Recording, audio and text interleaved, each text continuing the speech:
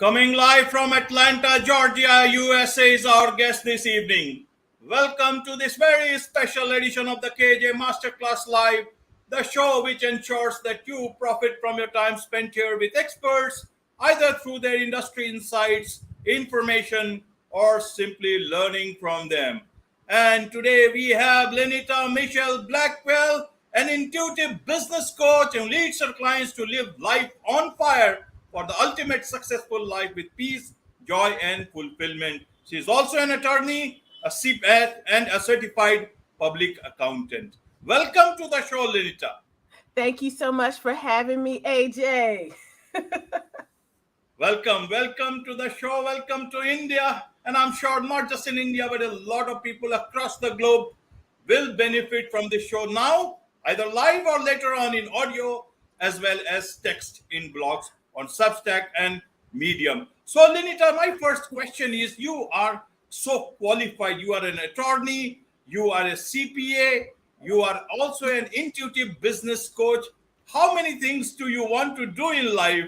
Doesn't it create problems, or how do you look at this? I thought this leads to stress. How do you look at this? Actually, no, AJ, this is me living life on fire. When there is something that I want to grow toward, that I want to learn to do, then I just put my mind to it and I do it. Just like everybody else. When you are deciding you want to work out, you don't do the same workout every day. You switch it up. Well, that's the same thing that I've done. And then we all incorporate the things that we've learned so that we can be better people. We can be better professionals, and we can be better servants of our community. Absolutely. You are indeed an outstanding community leader, an ordained new thought minister, so many things, and it's such an impressive thing that you are able to. You also have a publishing house, #1 best-selling author. Wonderful. So there is lots to learn from you, Lynita. First, to understand from you, you talk about intuitive business coach. Business coach, I understand. For the audience and also for me, what is an intuitive business coach? Thank you. So, AJ, an intuitive business coach is a person who uses all of their skills, gifts, and talents for the betterment of their clients as well as for their community. Now, it's not to say that people that you work with, consultants, don't do that, but they don't necessarily also use their emotional intelligence, their spiritual intelligence, their intuitive intelligence. So this is the point beyond what I see in front of me. This is using the place in my heart space, to make a good decision that resonates with what I know my clients are trying to achieve, not just their business goals and strategies, but who they are at their core and what they were sent here to do. I'm talking about life purpose, because sometimes, just being honest with you, some of the things that my clients bring me, I look at them and I'm like, this is not who you are at your core. This is not who you are consistently. This is not who you are that I know that you shared with me you want to accomplish in the world. So let's build a plan to do that instead. And this is applied with my legal clients. This is applied with my finance clients. This is applied with my publishing clients. Whoever is in front of me, they are getting all of me. So not just my professional designations, because at the end of the day, AJ, people don't really care about that. What they care about is results. So that is what we work toward, is getting a result that's good for them on a professional level, a personal level, but also a spiritual and intuitive level, so they can live a life of peace, joy, and fulfillment. Absolutely. Well explained, Lynita. Now let's come to the frustration and anger part, which can be the fuel to growth into our successful personal business life. First, to understand from you, Lynita, when we talk of frustration, what is this sort of frustration that can be transformed into fuel? Or can we transform all sort of frustration and fuel into our and anger into our lives into fuel for growth? How does this work? You absolutely can. And I think the best way to illustrate that is just to tell you how I got here in my journey. You know, Eleanor Roosevelt has a quote: the future belongs to those who believe in the beauty of their dreams.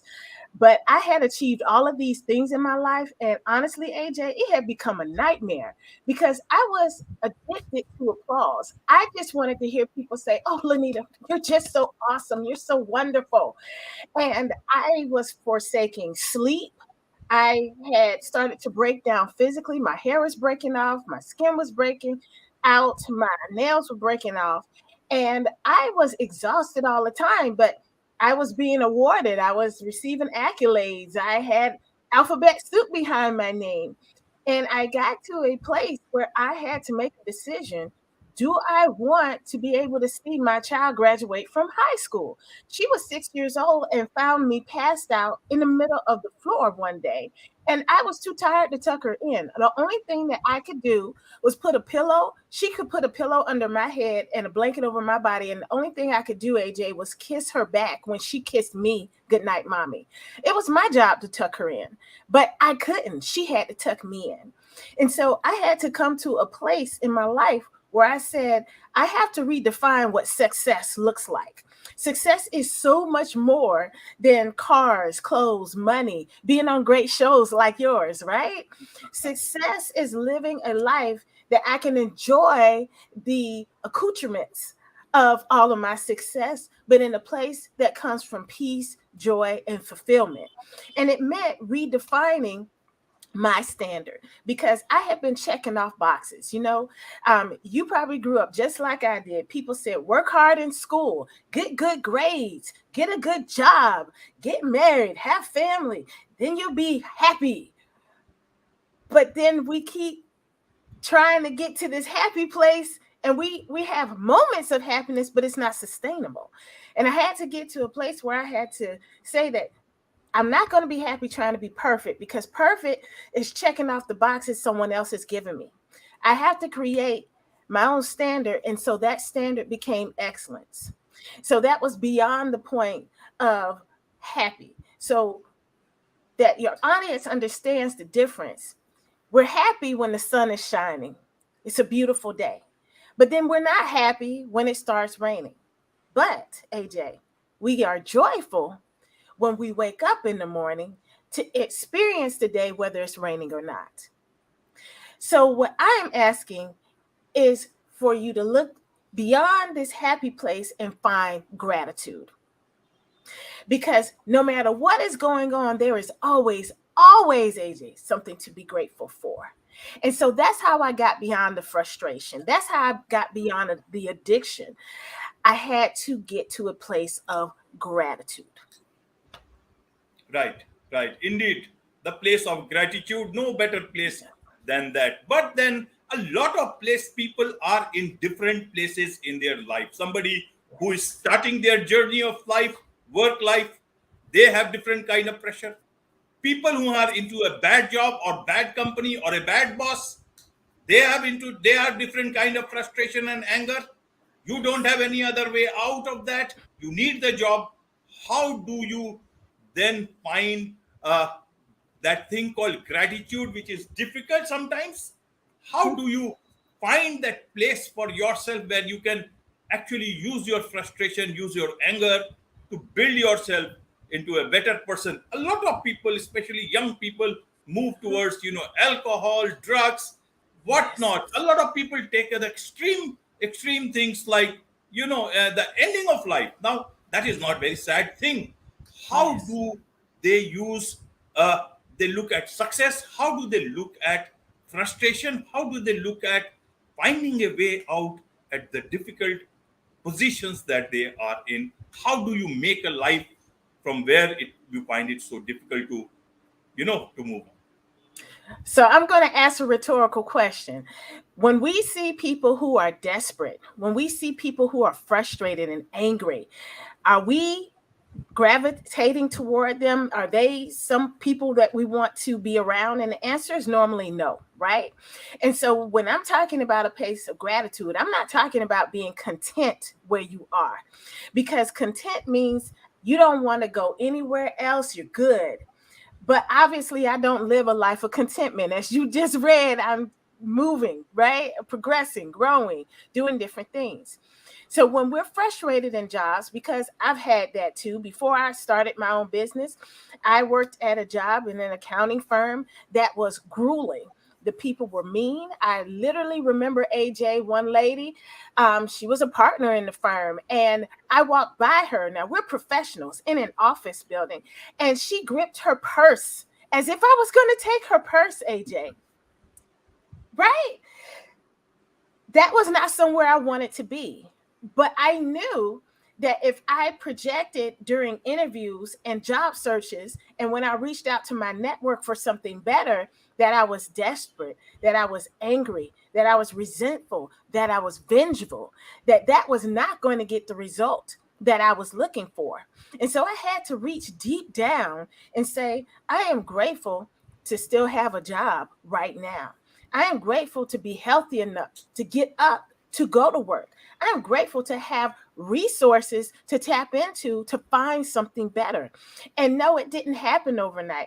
And I had to just continue to build into that well until one day a person, Gus Cawley, found my resume online, and he invited me to come to be a client partner with his recruiting firm. And I learned so much. I made more money than I had ever made at that point in my life. And I learned sales skills that I use to this day in my businesses. But AJ, that would never have been able to happen if I had looked at where I was and allowed that one person who basically thought that I was going to jump and steal her purse to put me in a place of feeling horrible, of vengeful, and starting to hate people. Because that's the thing that kills the fire within. That's the thing that makes it almost impossible for you to move on to the next thing.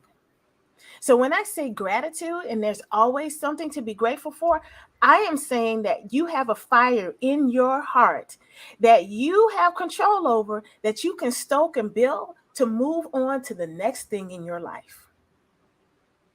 Well said, well put. And this is such an unfortunate thing that people do not even have the basic trust on the other people, especially if they are working with them. And that is, this is what needs to change. Whether forget about climate change, the trust between people and people needs to change, and to change positively, then everything will be taken care of. That I have that firm belief, because that is where, if one person trusts another, then another person will trust another, and this will Yes.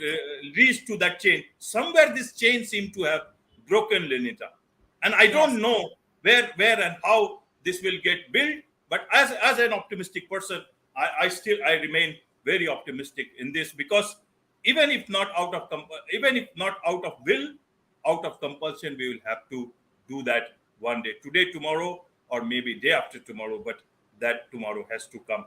Coming to the question of, frustration and anger in our lives, let's look at it in a different manner. We see a lot of people who have less are happy, a lot of people who are into toiling jobs, very hard jobs. They are also happy, but many are also frustrated. And at the same time, a lot of people who have got everything, they are also unhappy. How does this work? You know that more than a third of people are unhappy in their lives. How do they realize that they are unhappy, or they just keep on creeping? How does it work? How can they come out of this frustration, whether they are less happy, more happy, or whatever happy? If God has given them less, more, or maybe the God has given something more to their neighbor and less to them, this is leading to all kind of unhappiness. What do you suggest them to look at their lives, and how can they make their lives better and live a joyful one? So it's interesting that you say that about people, a third of people being unhappy. I would like to add to that statistic, right? So you have a third of people who are unhappy. You have 20% of the people who you work with who are emotionally disengaged with life. Then you have another 40% above that who are totally detached from work, period. So you're talking about in total 60%. So almost 2/3 of the people that we engage with on a daily basis for at least 8 hours a day who just don't want to be there, right? That's kind of scary if you think about it, because I didn't parse it according to industry. So you're talking about industries where life is on the line, hospitals. You're talking about industries where your life is in someone else's hands, transportation, right? We're talking about industries where people you are trusting and paying for their professional guidance and consult. Lawyers, right, are not happy with where they are. And let me add a point behind that. When we're talking about happiness, 78% of people do not remember what happiness feels like. And this was pre-COVID, right? And they don't know how to identify it. And then a whopping 82% are willing to pay for experiences to feel happy. If we combine all those things, AJ, money is not the problem. Experiences are not the problem. You said something that was key before you asked me this question. You said you were optimistic and you're not sure what the breakdown was or how we're going to fix it. I'm going to tell you how, one person at a time. You are part of the solution with a show like this, because we're talking about how we can all get back to a place of happiness, which is the jump off place for joy. The first thing that we have to do is we have to remember what that time was that we actually were happy. There was a time where something made you smile. Start there. And then you think on the second thing that made you smile. And then you are grateful for that thing. And the more gratitude that you have, the better you're feeling about your circumstances. I actually consider India my second home, AJ, because I've been to Bangalore a couple of times for the Art of Living Foundation, founded by His Holiness Sri Sri Ravi Shankar. And one of the things that I learned through working with that organization these past few years is the art of happiness. And it all starts with the breath. And so one of the things that I have implemented in my life, and I share with other people of how to get to this happy place, and it doesn't cost anything, is to implement a regimen of prayer and meditation every day. And so even if it's just 3 minutes, 5 minutes, start with that. You must set the intention for your day, which leads to the second thing, understanding that you have ultimate control and power over how your life flows. You have no control of the other people, right? But you have total control over yourself. So the things you think, the things you say, and the things you do. You're not going to like what other people always have to say. That's life, right? But you have total control over what you think about what they said and how you respond to that. And so if you choose a response that is seeped in joy and really in love, right? One that is pleasing to yourself and your maker, the God of your understanding, you come away from that experience a stronger person with experiences that you can share with a smile instead of a frown, just like the experience I shared about the lady who was holding her purse as if I was going to take it. But the blessing that came, which was the job that I could not have envisioned for myself, and the opportunities that have come because of that. Wonderful, wonderful. That's such a nice way of looking things, and I'm sure a lot of people will look at the bright side of difficult times. You know, bright side that will come in, which God will send very, very soon into their lives. To understand Yeah. things from you, Lenita, is that uh, in terms of business, you are a intuitive business coach. How does Yes. one use this frustration and anger into their business life? Business is not just about your success, it is also about the success of the organization, it's also the success of people around you. A lot of jobs depend on you as an Yes. entrepreneur, especially small business. How do you take care of your frustration and build something good, better out of that? Absolutely. So the first thing is, as an intuitive business coach, I actually run businesses. I have my own firm as an attorney, as well as my consulting business, Leading Through Living, where I help people establish their publishing companies. So when we come from a place of experience, we first have a foundation of trust. So that's the first thing. The second thing is I look at where a person is, and I say that this frustration, this thing that you're feeling, is an opportunity, because everything that was ever created came from a place of frustration. When we look at models like the big ones, like the Walmarts and the Targets of the world, even the car manufacturers like GM, Ford, right? They came because people were solving a problem of going into one place to buy everything you needed, as far as the Walmarts and Targets, the problem of transportation when it comes to cars, right? And when we break that down on a micro level, when we're talking about entrepreneurship, small business, then you are solving a problem, a pain point that someone has.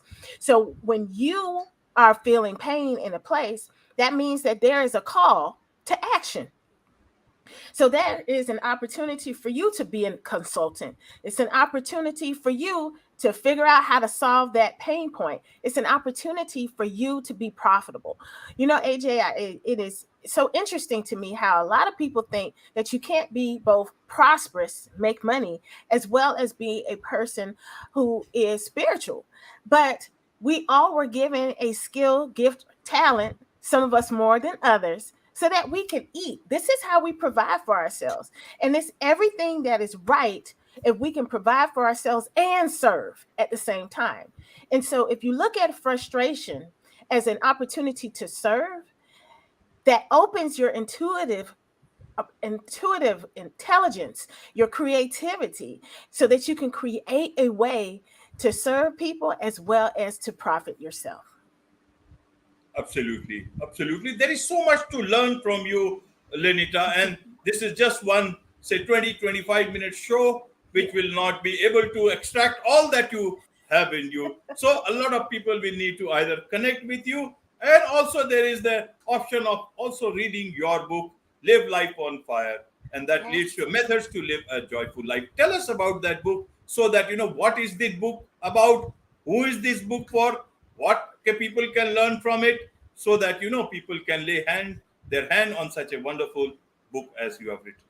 And thank you so much. So, this is my book, Live Life on Fire, the ultimate guide to a successful life full of peace, joy, and fulfillment. And some of the things that people say about the book is that it is a cheat sheet, or the answer to the question of what are you living for.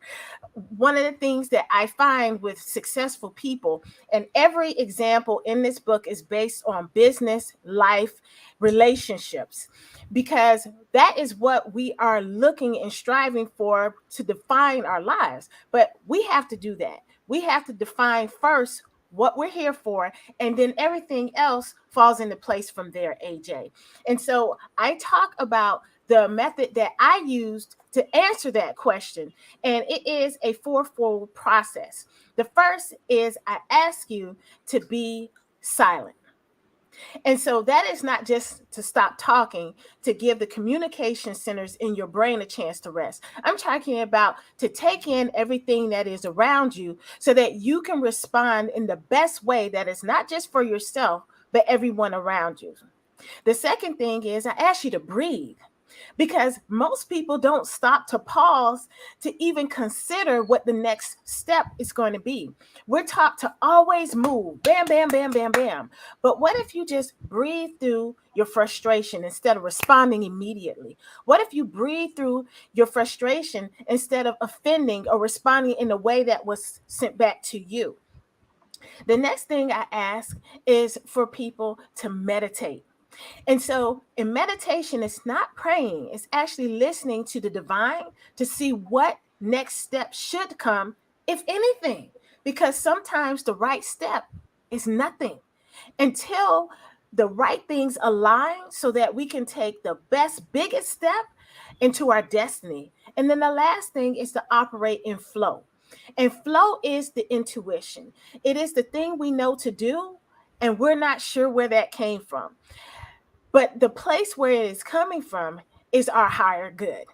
And whether you call that God, the divine, the universe, knowing that there is something bigger than you that is out there, that is guiding you, supporting you, protecting you, loving you, and rooting for you as you go out into the world. If you use those steps, you will see an immediate bump in your life satisfaction. And over a period of time, the person you were when you started, 6 months to a year later, is not going to be the person that you are after it. I can say it as the person who was exhausted on the floor and who is now on this wonderful podcast with you, AJ, talking about my experiences with a smile on my face and a way for people to implement those strategies in their life and that are outlined in my book. Absolutely. Absolutely. And how can people connect with you to know more, to learn more about you, and also, to be your client? How does that work? What's the best way to do that? The best way to do that is through my website, which is my name, LynitaMitchell-Blackwell.com. And it's spelled exactly as it is down at the bottom of the screen without the dash between the Mitchell-Blackwell. I am on all social platforms with my name. But if you go to my website, go ahead and subscribe to my email list. And all of my social is at the bottom. And so let's connect. Let's connect. With this, it's a wrap on this very special edition of the KAJ Masterclass Live. Thank you so much indeed for joining us. Thanks for having me.